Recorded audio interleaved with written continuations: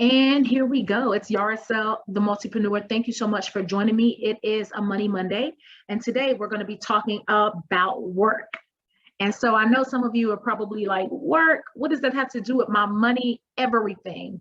And so as you know, we start off with a scripture. And so I've been listening. I hear what you guys have been saying to me. So I am going to put the scripture up so that not only do you hear me saying it, but you have the opportunity to see it as well. So I'm going to share my screen with you. And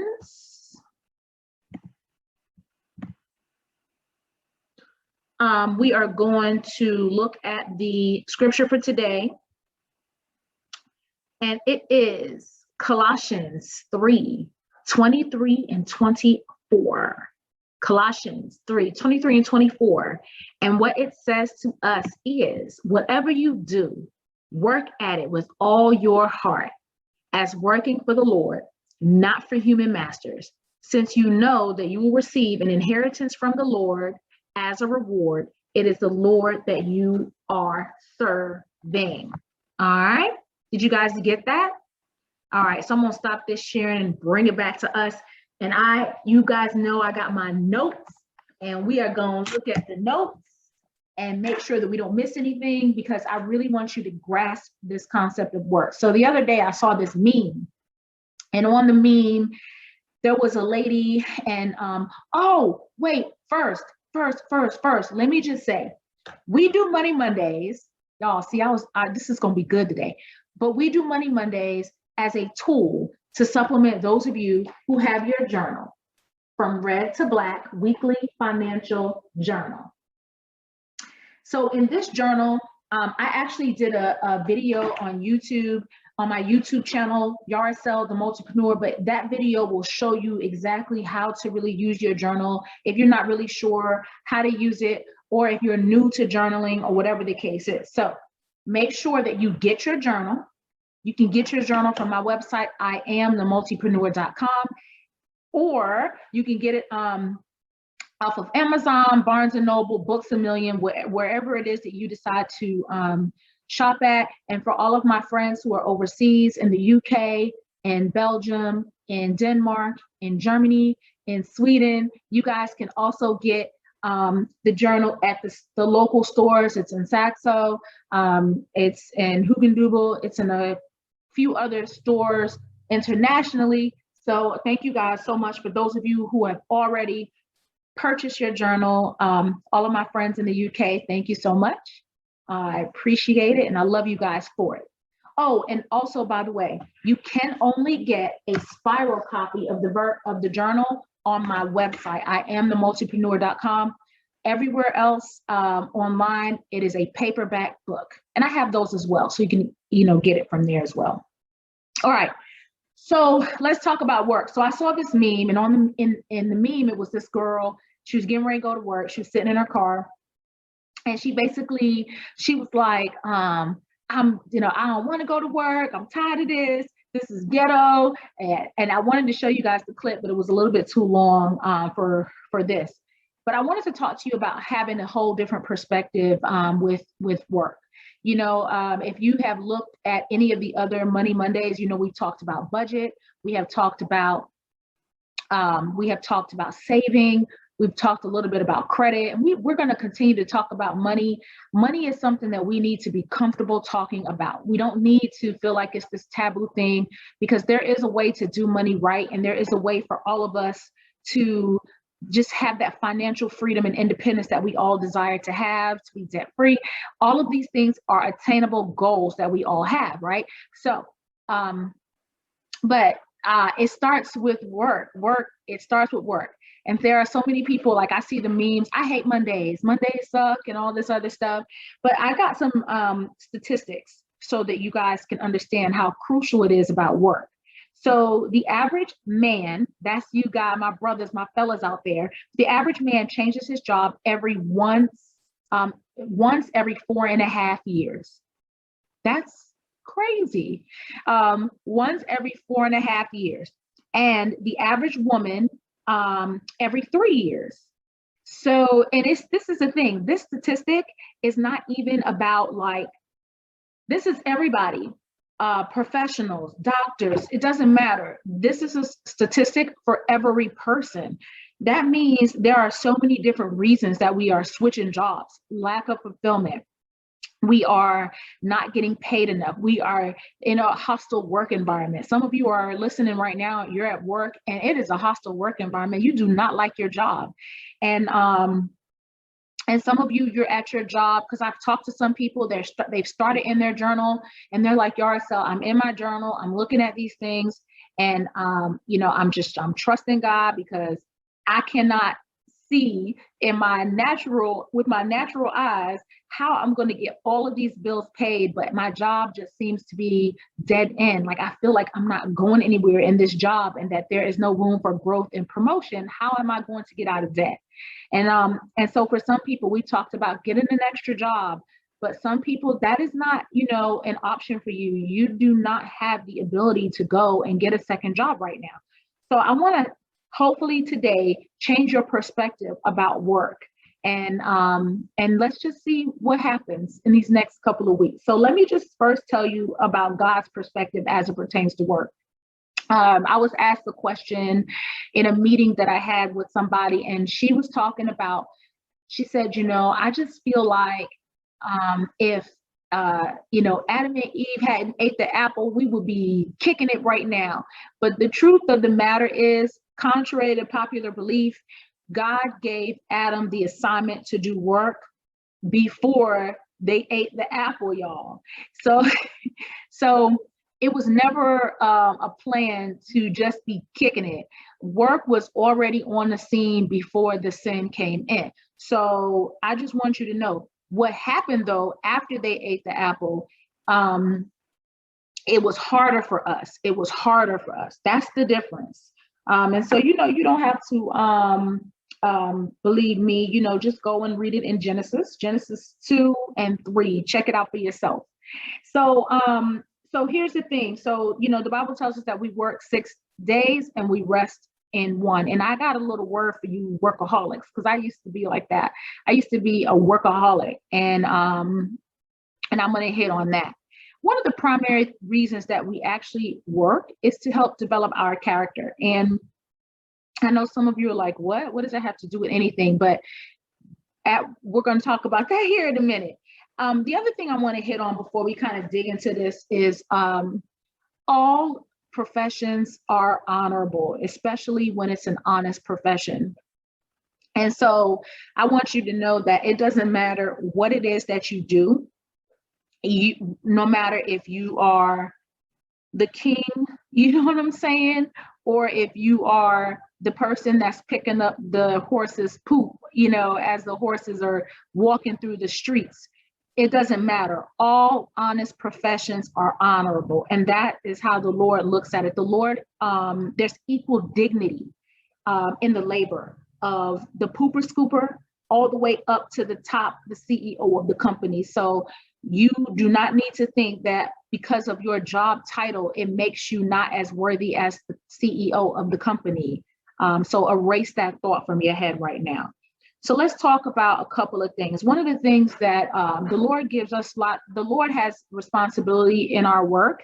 And the first one is that God gives the job skills. Every person has their own individual skills and abilities and talents. And it's unique to you.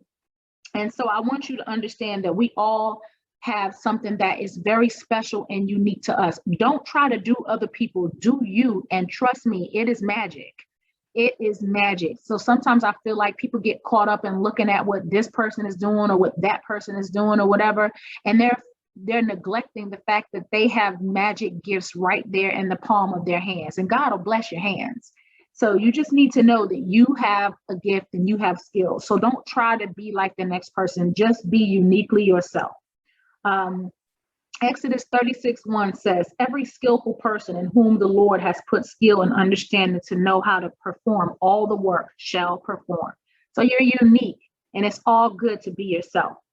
The second thing I want you to know is that God gives us success. It ain't your boss. It ain't yourself. You understand what I'm saying?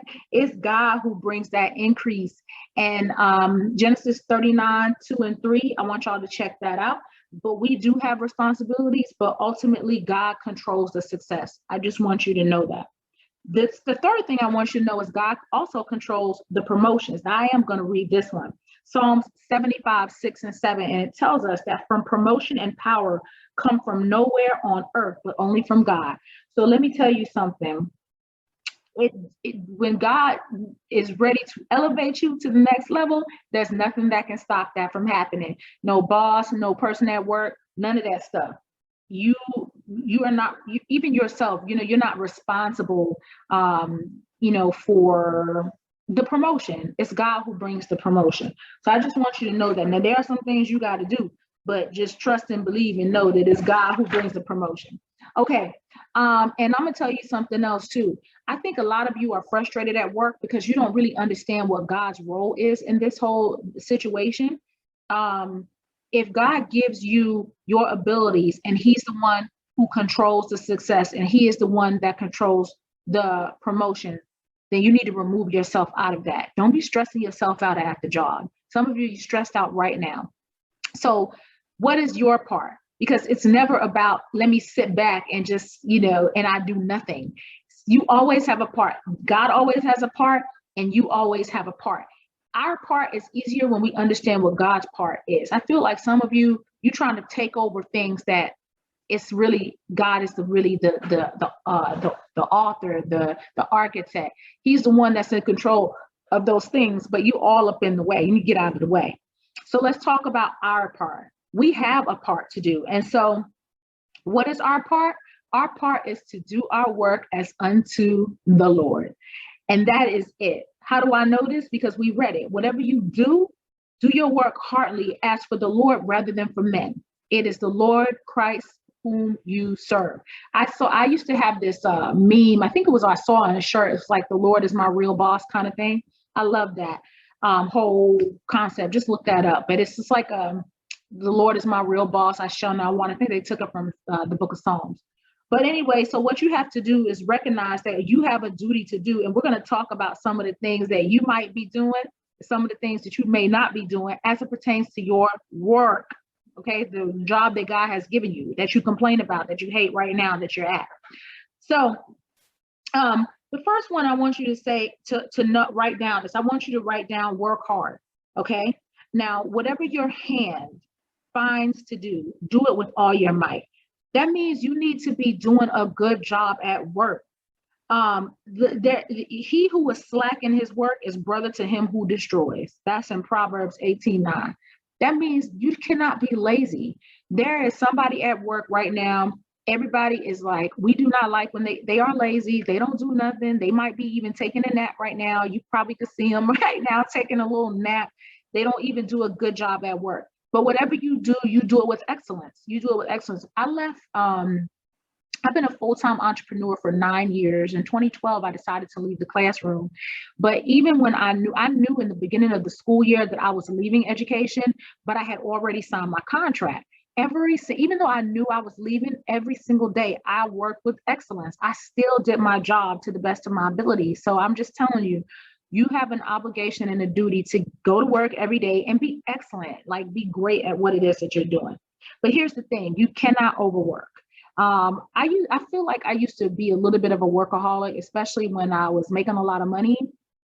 I mean, and I was just like, I've got to work every day, no days off. But y'all, that's not even like scripturally based.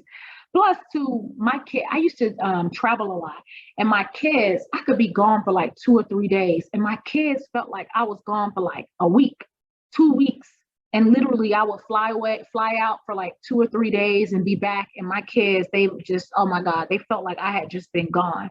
And I feel like if you find that your relationship with your family, if you're married, your wife, your husband, your children, if those things are suffering as it pertains to your work, you got to figure out a way to adjust it. And I understand, like, I'm the one who makes the money. I'm the breadwinner, y'all. So I can't take no breaks. I understand that. But you have to know what it is that you're losing by being a workaholic. You got to prioritize your life to what's most important. The Bible tells us in Exodus 34:2, you shall work 6 days, but on the seventh day you shall rest. Even during plowing time and harvest, you shall rest. So you take that Sabbath. And we talked about this last time. Like some people, they have don't let nobody make you feel crazy because your rest day is on a Tuesday or Wednesday.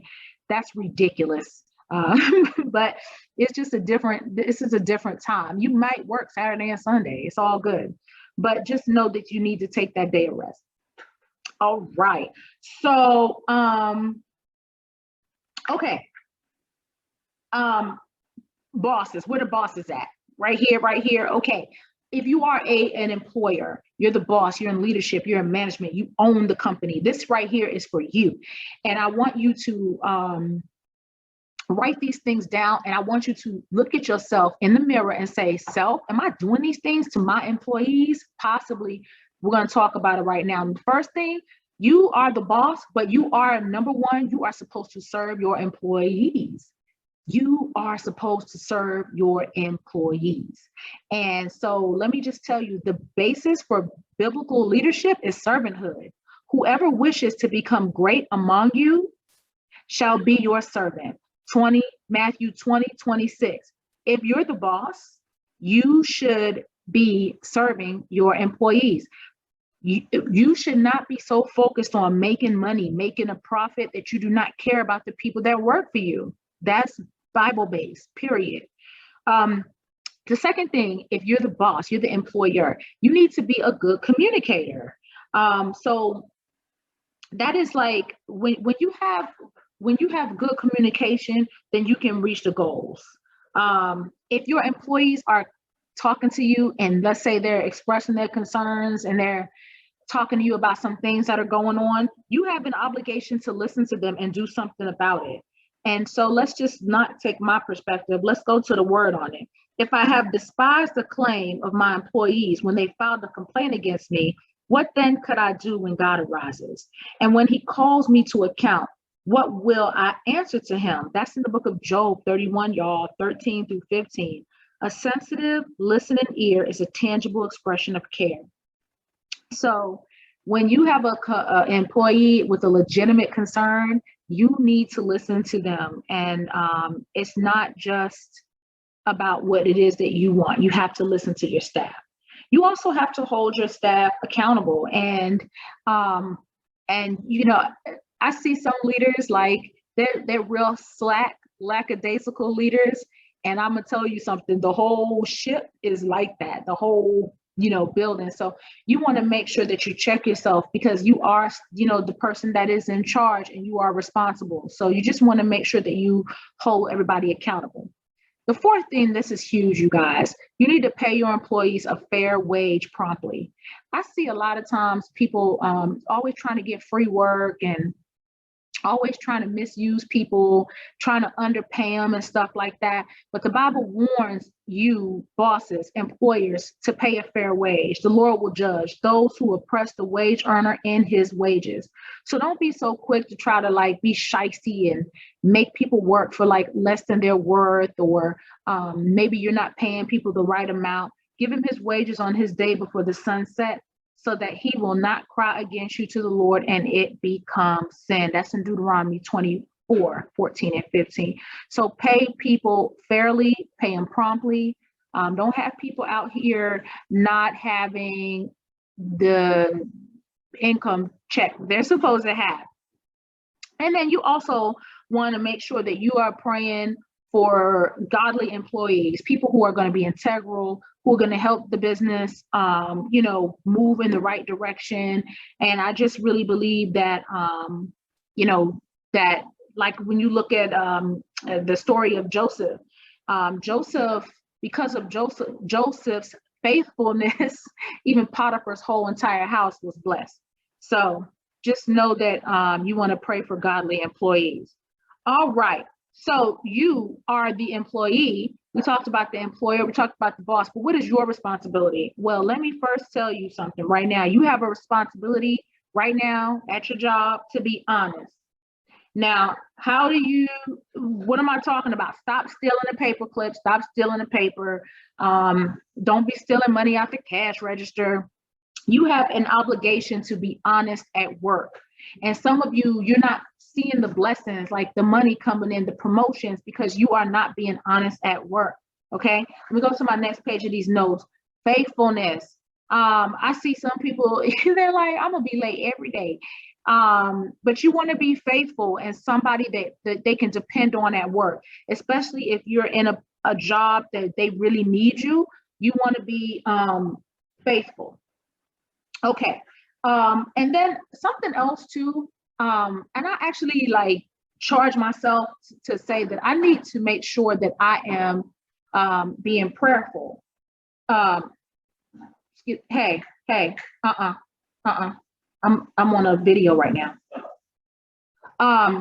Excuse me, you guys. I'm sorry for that. But I had to learn to be prayerful. You know, I pray in the morning and everything like that. But now when I come into the office, I make sure that I pray before I even get started before I get started with the day. Do you pray before you come into work? Are you prayerful? Do you pray over that place that you're working at, the place that you know you are the energy, you don't like the energy up in there? You need to be praying at work. You understand what I'm saying? The other thing too, as the employee, you need to honor your employer. Some of you are rude to your boss. You talk to them crazy. You don't respect them. You don't like them. And even though that they are the leader and they are the boss, you are like not nice to them, y'all. And that is not right. You can, because you can do whatever you want, but you should not be rude to your boss. I've heard some people, they say some crazy stuff to their boss. I'm like, are you kidding me? But they are still the leader of that place. You also want to honor your fellow employees. Now, some of you, I know you're like, no, I don't want to do that. I don't like her, but you're the office gossip. It's you. You're the office gossip. You're the one that's keeping up mess at the office. And so you really want to, you don't slander anybody at work. You already know those kind of things. It's the right thing to do. And then some of you too, when you're at work, you just need to know that, again, everything you do, you're doing as unto the Lord. So just imagine if God was like right there, he was the boss, like right there, here goes God. Like, how would you act? How would you behave? How would you treat people? How would you treat yourself, or whatever the case is? So just make sure that you are mindful of your own personal behaviors at the job that you have, the one that you have been given. Okay. I'm not gonna, let me see what else I want to, this is something else I wanted to make sure that I hit on, your calling. Now, God has given each of us a specific calling. He has given each of us a purpose. I read The Purpose Driven Life some time ago. I think I may read it again, because I feel like I'm in a different place in my life and I may have a whole different understanding in the book right now. But the book of Ephesians 2:10 tells us we are his workmanship, created in Christ Jesus for good works, which God prepared beforehand so that we could walk in them. We are his workmanship. Another version of the Bible says we are his handiwork. And so I want you to know that you have a specific and special ability, mentally, physically, spiritually. You're just uniquely gifted. And so I want to charge you to really try to find out what that calling is, and try to find out what it is that you really should be doing, so that you are living your best life. You are maximizing all of the skills that you have been given. Some of you are misplaced. You are not in the right job and you know it. And therefore you're not being effective. Everything that you're doing is not working out. You're doing your journal and you're like, this stuff is not working out. And I know the things that I have inside of me. So I want to just tell you that don't continue to seek opportunity, and don't let fear keep you from moving into your calling and your purpose and maximizing out on the gifts and the skills and the abilities that God has given you. Sometimes you got to take the leap. And I will say, you be smart in taking the leap. When I left education, some people told me I was crazy. Why are you doing that? Something's wrong with you. Why would you even decide to do something like this? It's unstable. You don't know if you're going to make any money, and all that kind of stuff. But I'm just going to tell you, like, I knew what my calling and my purpose was, and it was time to shift. So I just want to tell you, just be careful. Don't allow anybody else to try to get you to take the shift at the wrong time, because it can be a disaster, especially if you are, you didn't plan and you didn't properly plan. So I want to say properly plan.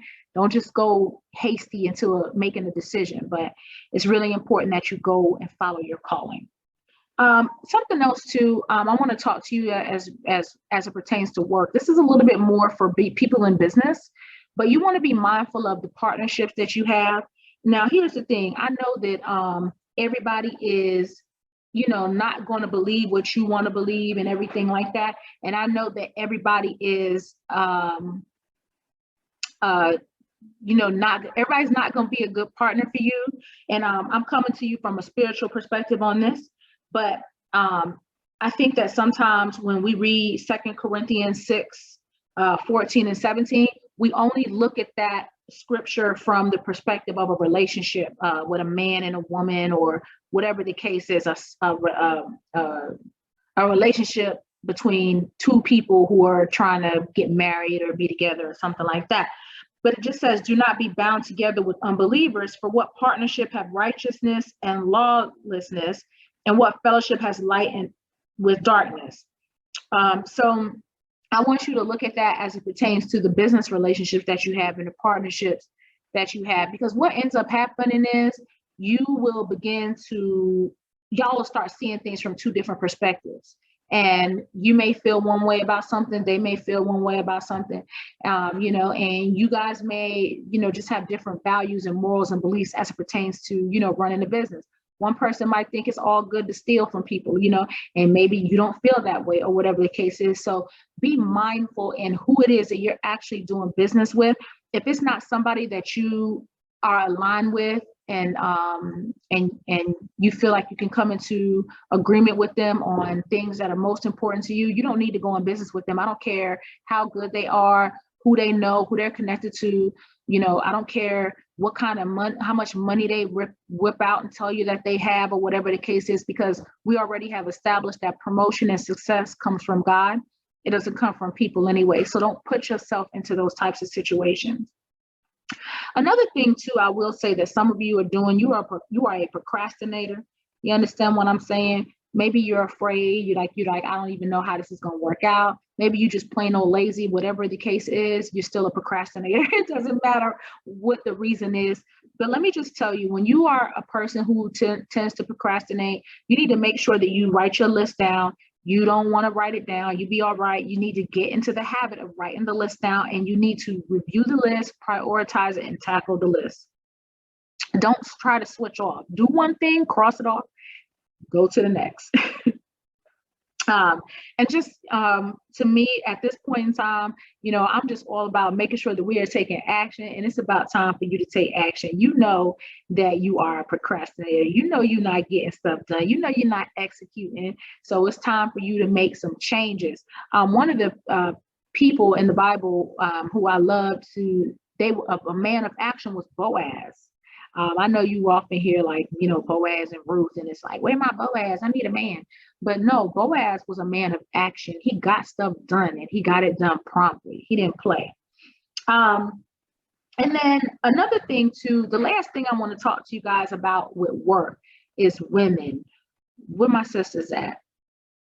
So let's talk about women at work. So when you read the book of Proverbs 31 specifically, that virtuous woman, this woman, she was dope. Like, she was an entrepreneur.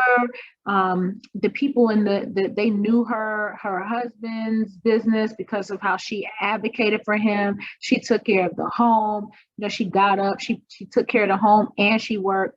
And so there's nothing wrong with women working. And if you have a family and your family has decided that you're going to be stay-at-home mom, you're going to take care of the kids when they're little, that's awesome. I feel like that's so good for the kids and everything like that.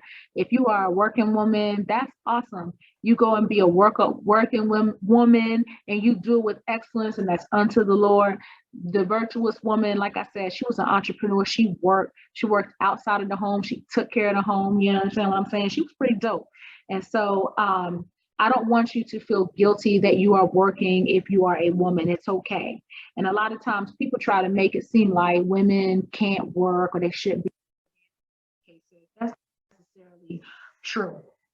But whatever it is that you and your family decide as it pertains to work, then you do it. Your family may you may need both incomes, or maybe I've seen some people to where they use one check to pay the bills and the other check they use for savings and retirement and stuff like that.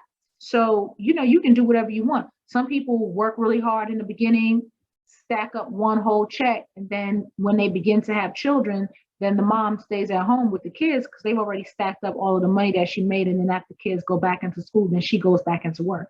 You can do whatever you want to do. That's between you and your husband, you and your wife.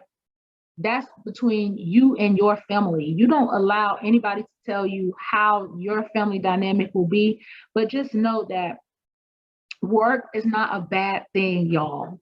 And even though you may be misemployed or underemployed or whatever the case is, just know that work was never designed. It was designed to enhance you, to build your character, to help provide for you. It was never a bad thing. It wasn't like this curse that was put on you because you have to go and work. So I want you to change your perspective about how you are at work. Work with excellence. Know that God is going to promote you. He's going to bring success. He's going to give you the increase so that you can do the things that you want to do. You can get out of debt.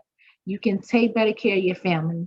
You can save more for the vacation. You can save more just in case there's an emergency or whatever. You just don't know the beauty, the benefits that you may be missing if you're sitting at work complaining, fussing, being ungrateful every single day. So I want you to change your perspective about work and the work environment that you're at. All right, you guys, that's all I have for you today. Again, this is Yaricel, the Multipreneur. Let me know how the journal is doing for you. Let me know how are coming. Are you getting out of debt? Are you hitting your financial goals? So listen, money makers, money savers, money givers, and money makers, I want you to know that I support you. I'm here for you. If there's anything that you need, why don't you reach out to me? You can connect with me on IamTheMultipreneur.com. And I'll see you next Monday at 1 p.m. Eastern Standard Time. We're going live. Those of you in the Zoom, thanks so much for joining me. Those of you who will catch the replay on YouTube, don't forget to press the like button and subscribe. Talk to you later. Bye.